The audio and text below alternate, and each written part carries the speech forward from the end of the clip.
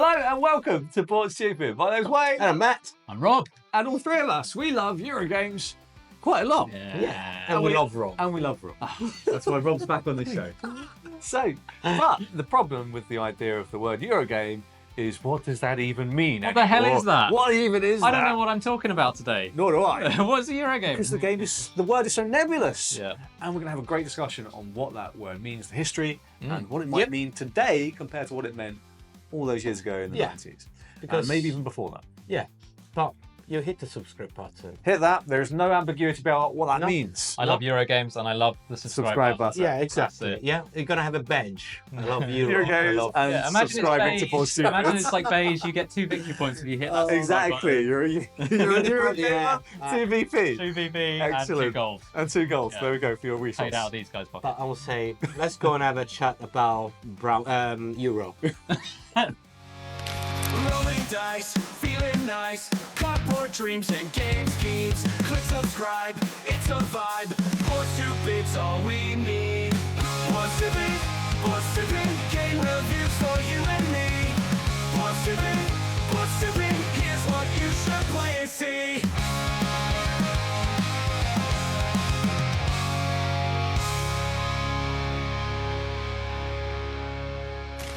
Okay, let's start this little chat. First of all, what is a Eurogame? So, Wayne, you are the Euro guy here. I think with Rob here, I don't know if I can have that title. I don't know. It's Right? literally Euro like guy. I'm next to Oh, the brown Euro- and beige. So You're great. You're great. Brave brown beige. That's no how it issue. is. But let's say. Oh, then Rob, Yeah. what is to you a Eurogame? It's a dry game about trading in the Mediterranean, surely. I think it's a weird term because I think part of this we'll discuss, but it's something that's evolved over the years. I think its modern day take is almost a little bit pejorative. It's a little bit negative in a weird way. I think people are often it is like used as yeah. it's kind of like someone will say it's a Euro-y game, and you're like, oh, I know exactly what you're talking about. But I think I think the sort of traditional take is it's quite a low interaction, resource-driven game. Often victory points are the sort of standardized mechanism for winning. Things are abstracted into victory points. It's not like I'm going to pummel you into the ground or destroy all your troops or whatever. It's like everything's abstracted into often, as I say, low interaction. Although I think there's a huge history of Euro games that are very interactive. We'll talk about that. Thematically, it's often a little bit detached. Although I think for people who've watched our lovely video on industry-shattering games, Yes. we talked a little bit about theme being kind of bled into Euro games a little bit more. But often, traditionally, I joked at the start about trading the Mediterranean, and there were a lot of games where the themes are sort of about that. Yeah, exactly. Oh, in Germany. Germany, all trading in Germany. And that is a key thing as well. I think, interestingly, a lot of that definition comes from the fact that a lot of Euro games were made in Europe, specifically Germany. Yeah. Although, again, and I'll argue the case that there are plenty of Euro games that have been made outside of Germany now, so outside of Europe even. So, yeah.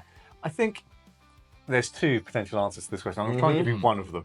There is, what is a Eurogame now, as Rob mentioned, or what I, in my heart, think a Eurogame should be, or is, for me, what I think, the Eurogames that I enjoy, right? I'll give you the slightly more trite what a Eurogame is now. If you were to ask me what a modern Euro is these days, it is indirect interaction, sometimes very limited to no interaction. Could be multiplayer solo or multiplayer solitaire style. As Rob said, victory point driven. Often the case where the winner is kind of obscured until the very end of the game in some way. No player elimination. You will always be part of the game for the entirety of the game. Heavy emphasis on resources, low randomness, high strategy, and or high tactical. But more strategy, less randomness. And specifically, I've got a whole thesis I can talk about randomness, because random doesn't have to only be Ameritrash. You can have random. I think we speak about it off camera a lot about that. I know exactly what you're gonna say, or I'm gonna say it for you. We'll talk about it, but that's in general my thought. Low interaction, victory point driven, obscurance of who's going to win, and no player elimination, potentially multiplayer solo. That's how I think Fair most enough. people would think about it these Yeah, days. yeah. I think it's brown. Brown, stop saying brown. Yes, they might be brown. It's Excel, the board game, is a Excel. Euro. Yeah, right. Great name. Love it. No, to me, it's the opposite of an Ameritrash. Right. Okay. Where whenever you don't have or the casualness in the game is the randomness is kind of like almost taken out.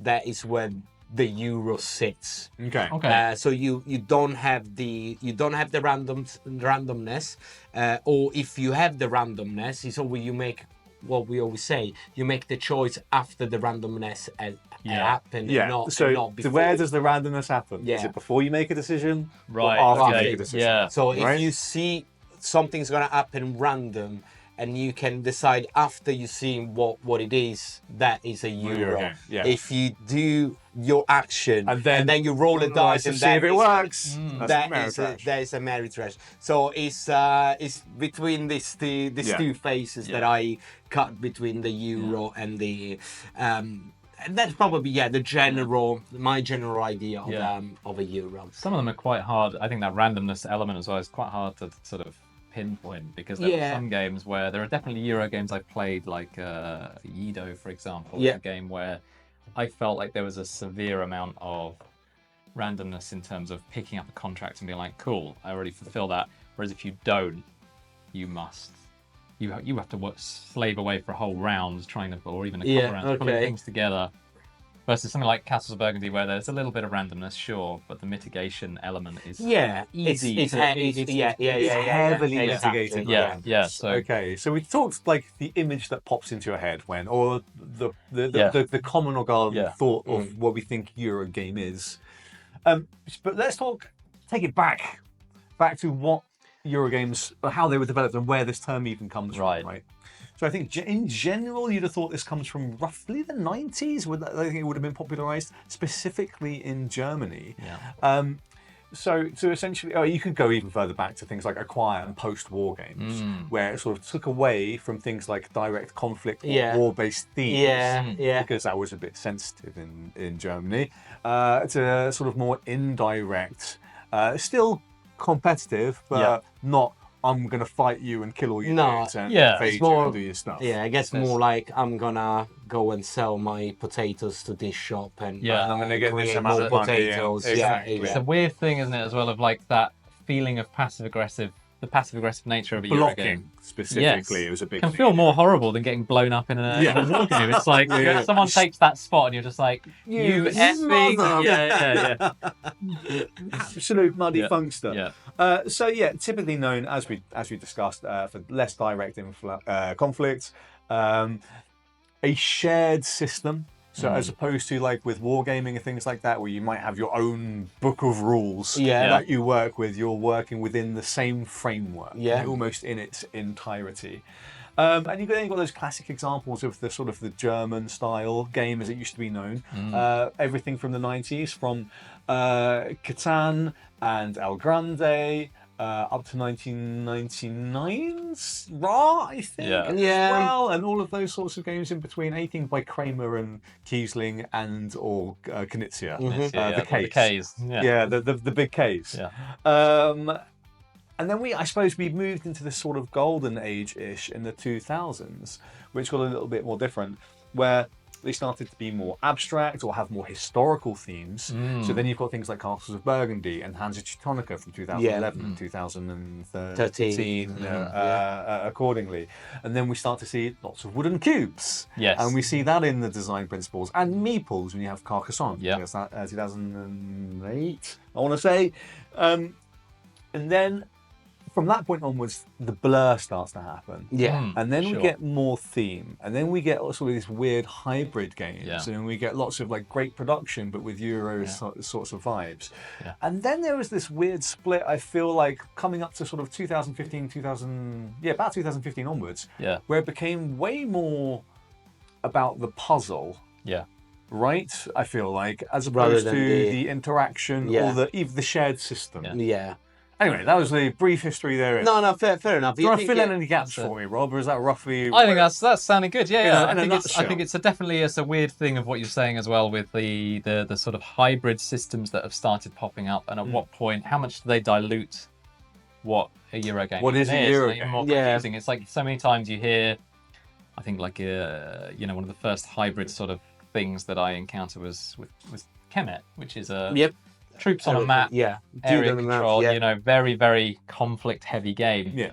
And yet I remember the game being described with Euro-style combat systems. And it's like, because it's a set of cards that you reveal, but it's like, is that helpful or is it not? Because really, you know, another word for that might be deterministic. It's a deterministic combat Not system. necessarily Doesn't Euro need, combat system. when you start saying, oh, it's Euro-style, it feels like it's unhelpful in some ways because it's talking to board games specifically who are familiar with what that means. Yeah.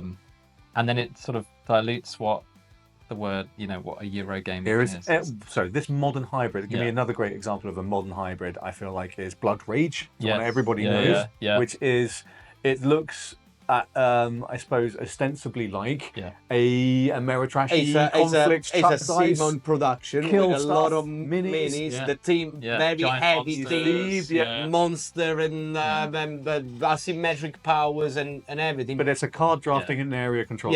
Yeah. That's really what that game is.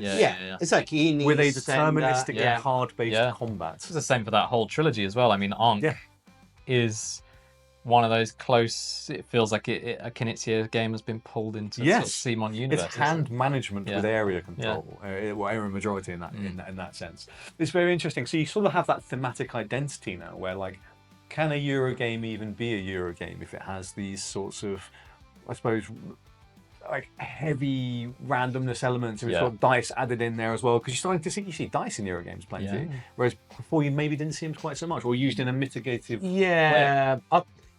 I think again this hybrid model is what is probably the new Eurogames, but as you say, now Euro's used for those basically multi-solitaire games, very heavy, and that's why it's taking more of a negative kind of like a negative word to the game when someone says like, oh, that's a heavy Euro, kind of like trying to push you away from there, or trying to just say it's not gonna be fun because it's a multi-solitaire. If someone comes to me and says that's a heavy Euro, in my head is a multi-solitaire with a book this high for rules that I'm not sure I'm going to spend 4 hours playing. That I'm not mostly by myself. Yeah, exactly. And the things that I don't really enjoy it, but it doesn't need to be like that. It doesn't have to be like that. And I'll say, like, yes, you could say it could be pejorative, but at the same time, these are the games, you know, specifically things like Unconscious Mind, SETI, they get a lot of critical acclaim. Yes. So people love them, or at least the critics love them, and they do sell well. Yeah. So just because it is a heavy Euro, Is it like in the movie, like the Oscar always goes to the more serious movie rather than the... Maybe. There's something I think maybe in that, you know, you've touched on things like randomness, and there are almost these like de facto elements that I think gamers quite like to see, and I think those are repeated in those games. Does that produce a challenge where we are retreading safe ground a lot? I would argue perhaps yes. Probably. I think I think I'm going to ask a weird sort of flip question to you, Matt, which is, you're the Ameritrash demon. I'm going to call you. Do you feel like this weird hybridization that's blended in recent years has taken away from like wild Ameritrash designs that you were used to? I mean, I think Cthulhu Death May Die, I love, and that's been a kind of one of the big hits the last few years. But it feels like a lot of classically Ameritrash systems where it would be like, shove a bunch of miniatures along the board, roll scabs of dice, and let's blow stuff up. And it's just good fun. Great it's a stories. laugh and great stories. It's like they all would like to build these Euro systems in. Like, I think Gloomhaven really exactly. They that. create these hybrid. I think that yes, that's what is happening. Because just rolling a dice is not enough anymore, and there are tons of games where you're just rolling the dice and they're already been made. Otherwise, it's always a copy of a copy. So introducing Euro elements into the games that makes that genre different between games. And I think Ameritrash is actually winning doing that. Right. While the Euro, what it was a Euro, is now going toward the just going multi-solitaire. So it's creating that the Ameritrash are more Euro than what the Euro should be. Do you think that there's a point raised there which I think is interesting, where I think Eurogames are kind of, there's only so many ways you can flex things like majority or card drafting. So what Eurogames tend to do in order to try and be different is to layer. So then you get games with layers upon layers of different mechanisms smashed together, and then you get heavier and heavier games. And when I think Eurogame these days, like someone's come out with the new big Euro, it's going to be a beast. Right? Yeah. And I think that's the nature of wanting to try and be different. But it's not what we always say, like when we play one of these new like gigantic Euros, it would be like, that could have been an expansion, that That not was really probably needed, too much, yeah. that could have been... They're too wide. Yeah. Just like, it seems like they're just adding stuff to make it more heavy, to be more Euro. Yeah. You know what I mean? Feel Just like, more yeah, Euro. to be more like, oh, this is what a Euro needs to Yeah. be. Yeah, right. Boom, like this. Learn this manual. Learn this manual. It's, PhD, you need a systems. PhD to play this game. Exactly. I think there's something maybe in that the interconnectedness of systems, particularly within a heavy Euro, more than any other. I mean, there's a huge difference for me when I play, take Lisboa, for example, a Vital Lacerda Yes, game. And the connecting systems between everything going on in that game, it's grandiose, it's tricky to learn, and yet it all feels part of this cohesive giant system that feels wonderful to play when you finally grok it. And it's hard to grok it, but man, when it starts to come together, it's beautiful. Versus, I mean, a bit of a disappointment for me last year was a game called Daitoshi. It was a Devere game, and it felt a little bit like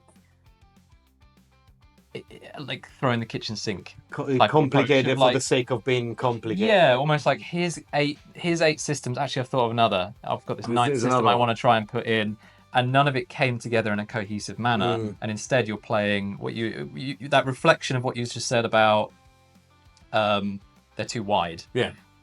A Lacerda game doesn't feel too wide to me because it is. Feels integrated. It's also Yeah. fully integrated and everything comes together in this cohesive thing, even though it's a gigantic beast of a game.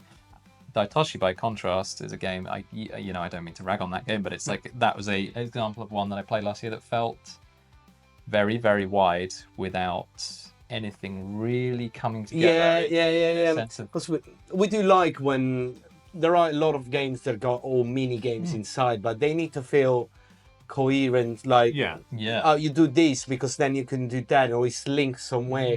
Like other games that when you really love this Endless Winter, well, I always find like, well, if I don't do the entirety of these things and never touch this section of the board, I'm still can win fine. the game. Yeah, I always struggle in my head to understand, why is it there? Like, Yeah. would have been an expansion. Like, that's it. Yeah. So yeah. I suppose it goes. It's an elaboration of the. I suppose we go back to the OG thought again, where there needs to be multiple paths or an obscuration of the victor. Yeah. So you need multiple ways to win.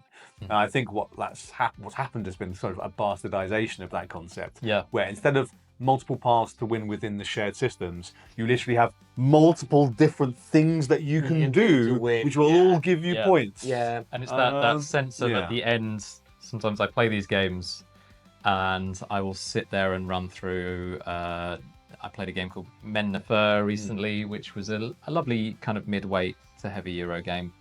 But there's something about that end point when you're really what should be about juicing out that last big move, and you work out your, you get the AP hits and you work out the 17 different things you could do, and it's like, well, that would give me 5 victory points. That would give me 5 victory points. That would give me 5 victory points. That would give me 5 victory points. That would give me 4, so I won't do that one. but Yeah, still 4. it And it's becomes like it's not. There's no Then big play. it's just a Big- mathematical equation. It becomes Yeah, Excel, yeah. the board It game. becomes Whereas I think what you were going to get at, Wayne, as well, with that idea of the width of these Yeah. games, you go back to some of the kind of classic, Yeah. original sort of Euros. You know, a game like Samurai from Reiner Knizia, which is great. very much like here are these pieces, and it's as simple as you're claiming as many of these pieces as possible. There's a little bit of fun scoring, ending scoring that tweaks things up a little bit. But the whole game is like laying tiles out around these pieces, and as soon as one is surrounded, whoever's got the majority in terms of numbers on these tiles takes the piece. And it's like, it leaves room. There's just a couple of funky powers with those tiles that leaves room for like a big wild play that makes you go, I didn't see that coming. That's So let's take that Yeah. and wind things back. We keep mentioning in brief things about like older Euros, German Euros, 90s Euros, early 2000s Euros. So you've got games, and we talked about it a ton of times on the channel, like El Grande, which is like one of those games that is like a perfect design. And then you have things like Hans Teutonica, and you have Ra, and you have all of these games that are so wonderfully interactive that it feels a world away from what the term Eurogame has become to me. Yes. I think those games, specifically that lineage of gaming, has inspired games like Brass Birmingham and and the Wallace type designs. So I think there are modern style old German games, if that makes sense. Yeah. Where you can sort of draw that straight line in lineage. I think those are the games that I want to think of in my heart when I think of Eurogames. So those are the games I enjoy the most. Yes. It's probably what we just played a game of Eterna that is very much that is a Euro game that is way more towards Shared the systems, the old interactive. days rather than the modern. Yes. Heavy interaction. Yeah. The ability to screw someone over again. I mentioned earlier that kind of passive aggressive Yeah. play, Yeah, where it's not like I've just destroyed you and blown up your pieces. Ha ha. Yeah. It's like I've you can just by just squeezing someone into like an area that is already over capacity. It's like you can force someone to take a whole bunch of like negative points and stuff like that. Exactly. Yeah. Losing penalties, etc. Yeah. So let's get to the crux of the question there, which is, what even does it mean anymore? I suppose more accurately, I should ask, is the term helpful Eurogame? When I describe a game as a Eurogame, is that even helpful these days? Or does it now mean something completely different to what it meant in the 90s and what I think of when I think of Eurogames? I feel like this is a little bit meta. Okay. The very fact we're having this conversation and this is a video we'll be putting out to a lovely audience, I think means that it's not. It's not. I think no the longer fact helpful. that this can constitute like a half-hour discussion about what the heck is a Eurogame. Yeah. I think that says a lot. As I mentioned at the start, that kind of pejorative use of the term now of like, you know, if someone is like brings a game along and they're like, just to warn you, it's a little bit, it's quite Euro-y. Like I know what I'm. I know what you It's mean. almost used as a You mean like, thing of like, it's going to have you're 10 gonna be different sat on- systems. You'll be sat on your own, like probably not chatting that much. It's going to You're going to be crunching for most of the game. Yeah, and that's possibly by fine. yourself. I enjoy those experiences, but it's like it's almost used in a negative way. And I also don't think it is inviting to the hobby at times. I think it is something where, you know, there are words that can describe Euro type systems that perhaps we, you know, maybe I implore gamers to maybe try. We can all get better at trying to use more regularly, because I think if you talk to someone who's not a gamer, I mean, look at us as three gamers trying to define a Euro. And it's Not And if you talk to a non-gamer and say this is a Euro game, I remember very early on in the hobby for me, I watched I sat down to play Lords of Waterdeep and I watched a rules video beforehand, American designed game. So proof that Euro games can not come. They come No, from they come from anywhere. everywhere. I think I remember watching the rules video online, official one put out by Wizard of the Coast. Yes. So, and they introduced it saying it's a Euro style worker placement game, and I was like, WTF is that? It's something that I think. I think there are ways that we can get better at describing those principles that are a little bit more easy to grasp. You know, I've mentioned the word deterministic, for example, is something that... I like that word. Yeah. In gaming design. Yeah, that makes sense. Or, a dice chucking, you know, like something that feels People can picture that, they understand what they're getting into a little bit more. Yeah. I think. Or card based. Yeah, maybe there's new terms. Like I'm not going to be the guy to start them because I don't think I got that nous. But Go it's with like the trend. Yeah, this is gonna go viral. Come on. Here we go. Here we go. Something like abstracted scoring helps you at least go. This isn't something where I just get points for like destroying your people. It helps at least give an idea that maybe it's going to be something where you build out buildings, and when you put resources on those buildings, you score these victory points. What are they? Don't really know. It doesn't matter, but it's something that it is abstracted. It is something that, but we as gamers would say, oh, it's sort of Euro style scoring system. Yeah, it's like, but I think we kind of like getting away from that. Because if I ask you like, oh, what's that game about? And when it's going to be, oh, it's a route building.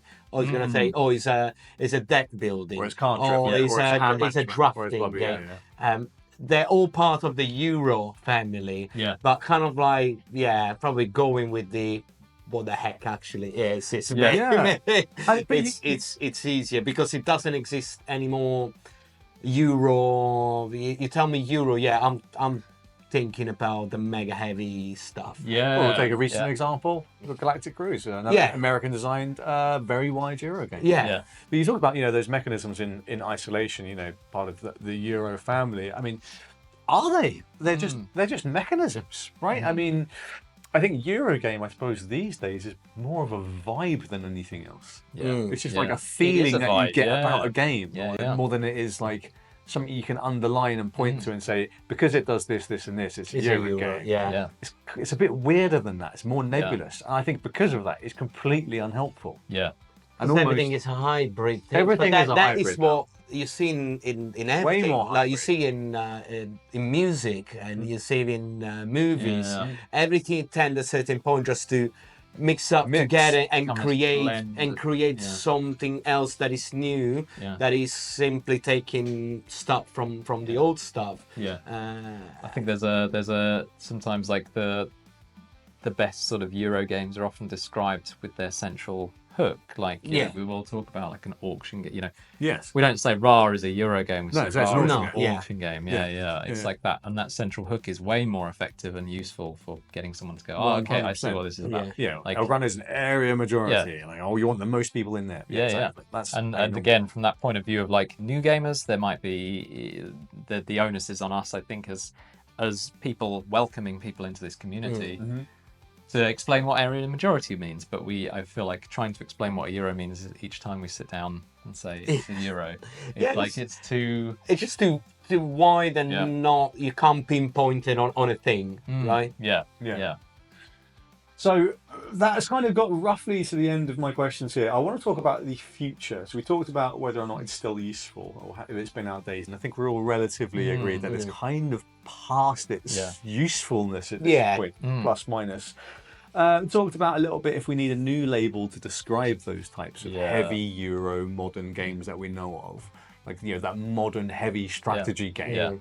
That's almost its own genre by itself now. I feel like that wide, multiple layered systems, heavyweight game, almost Lisboa inspired maybe, or Galactic Cruise style, SETI style, that sort of stuff. I got the name. Yeah, what is it? Yeah, it's PhD games. PhD games. Okay, there you go. Every time it's that you see one of those games and you're like, oh, that's a PhD game. So you need a PhD to grasp what the heck is rules. going on. Which one was we were looking at Spiel last year? The game. Speakeasy. I was literally looking at Vital Lacerda. I was looking at him and he was stalking, and at a certain point it was the Matrix. I started seeing mountains come down, and I was like, this game looks beautiful, but just like my nose is bleeding, just trying to understand all the moving pieces into it. And I'm sure that it's a magnificent game. But then if I need to play it 4 or 5 times to get the actual game, and each play is 4 or 5 hours, do you actually have that time to get out? But anyway, that's another conversation. But yeah, PhD games. Is there Make something it viral? Make it viral. PhD games. Is there something around what I think is lovely that's happening now? Is and we touched on this a little bit again in a previous video we did, but it's the thematic integrations of Euros are getting ever more enticing. Yeah. I think hybridness. I love Galactic Cruise, and yes, there is that description of a heavy Euro game. But if I were to pitch Galactic Cruise to my friends and get them to want to play it, I wouldn't even talk about the systems and mechanisms or how it goes. I talk about the excitement. You know, this is a spacefaring adventure whereby we are the sort of wannabe CEOs of this company, and we are going to be building out rockets, sending people on space flights. That's a better way to sell any game. I think it's enticing. Whereas other favorite, like I have favorite Eurogames or Euros. I mean, for me, one of my favorite top 20 games of all time is Keyflower. If you have seen the box of Keyflower, like the work I have to do to sell someone, and it's one of the most interesting, like stabby, vicious, interactive, brutal games you can play from an interactivity standpoint. Lovely kind of village building systems that are sort of like, I know you guys love Hamlet, for example, and it's got a sort of that similar kind of building out a village and carting things around it, but the ability to chuck your pieces onto someone else's village and steal the tiles they want to use and block them from using it, and there's an auction system going on for new tiles. It is so interactive and brutal, and yet if I could get that across through a theme, which breeze, do me a wonder, man. Let's give Keyflower something that's not farming in a random village in the middle of Europe. That would be beautiful. On that note, I've got another, I suppose my final, question, which I think is quite an interesting one. When we talk about that classic design principles that we've talked about, maybe Keyflower, we go further, sort of mid-2000s backwards. We talk about Puerto Rico, we talk about El Grande, we talk about Hans Teutonica, we talk about Concordia as well. All these classic design spaces. Are they now out of fashion? Will we see that design type again, where it's like 2 pages of rules and then you've got all of this depth, like super deep games with like these amazing 2-page rule sets? Or has that now basically been replaced by the trends to create these really big, wide, system-based Euro strategy games? I don't think so. I don't think they went out of fashion, even because otherwise you will not have the new version of El Grande. The reprint made it look better, but people, it's still the same game. But people still love those games. They're still playing those games, and now I think they're gonna play it for a long time, because those games have that Euro characteristic, or the original characteristic of being competitive around the table, interactive, shared system, and blah blah blah. So I think there's always going to be space for those kind of games, and we saw with that there are a few designers that still trying to push that kind of stuff. Like Martin Wallace is one of them, and again, BGG number 1 is Brass Birmingham. Yeah. Highly interactive. Euro style, whatever you want to call it, but and the other games, these sort of mega heavy games, multi-solitaire, modern, they're not making that top 10s, they're not making that top 50. There is a reason why. I guess so, but people love things like Arc Nova, for example. Another wide system-based multi-solitaire style Eurogame, like is big deck of cards. Is Earth, it another one? I was going to say, is it like a sort of self-fulfilling prophecy where we are all synced into things like Board Game Geek, where those games seem to get a preference? A lot of love they seem to get. Like, from like the wider board gamer, hobby gamer community, they seem to love those games. Yeah, but it's those. I feel like I'm an outlier. Or we're outliers. No, but it's. I do see that because the people that regularly vote on Board Game Geek are people that are very much into the hobby, to the point of going and doing like those really heavy games, and writing that stuff. And it's that smaller niche that absolutely adore that kind of like very heavy, because everything else is too light for them, or they saw them all and they just want more and more complexity to then go down and write the review and give it a vote. I think that is the reason why those kind of game gets a lot of love. And of course, then if people loved it, people loved it. It's not probably, we discussed it before, that it's not probably for us at this point. But it's for plenty of other people, though. Yeah, exactly. But we played Galactica, Galactic Cruise and Galactica. We really like the system and everything, but it's not a game that we're gonna put on the table every weekend, for example. Or I will not, if you're around, I will not be like, oh, you know what? Get Galactic Cruise. Sink in for 5 hours of your day, and let me reference the rulebook every other turn just to remember what everything does. It's a weird. I think it's a weird thing as well of like these. I wonder if there's, there has been this surge in kind of the mid-weight space. Things like Wingspan have done very, very well in that respect. And is it, there's the Galactic Cruises of the world where it's like a day event. And then there are the thing that's sort of, I guess, the thing that's kind of feels like it's fading away a little bit are these, I mentioned Samurai earlier, which, or those Knizia sort of tile layers that are like half an hour to play. And often, if I think of even a recent one like Babylonia, for example, which I really, really enjoy, it's not really a 2-player game. You need sort of, ideally it's at its sweet spot when you get all 4 players to the table to play Babylonia, and yet it's like half an hour. It's like if I come over to Worthing and be like, "Hey guys, I brought this game and it's done in half an hour." It's like, absolutely. That's the thing. I think weirdly, we're in a culture where we don't, to repeat it's play. like almost surprises. It almost surprises me when someone's like, "Cool, should we re-rack and play that again?" I'm like, "Yeah, great." Well, let's reference our 2024 game of the year, mate. Rebirth. The Knizia tile layer, nice and simple-ish, great gameplay. Classic vibes, Euro, interactive, area majority stuff going on, cool stuff. Anything else you guys want to mention before we maybe wrap this up with the final thought? Come up with those terms. Come up with those Not thoughts. Not us. In the chat, in the comments. People. Come on, we've got to think of what do we call these jazzier. games these days? Euro is banned. Let's do the world a favour. Let's do what people I'll try and commit from this point to stop referring to games as Eurogames and instead to try and describe them in other ways, because it is a challenge. Because what does it even mean? I'm with you, man. There's 2 of us now. Matt, you join brown means brown, and we don't like brown. I don't like brown. Beige. Beige even worse. Probably beige is a brown that didn't make it. A brown that wasn't brave enough. It's just not brave enough. Not brave enough to be proud. All right, let's take this to the final thoughts. So that was our discussion on the history and meaning of Eurogames, and if that word even means anything anymore. What even is it? Is it useful or not?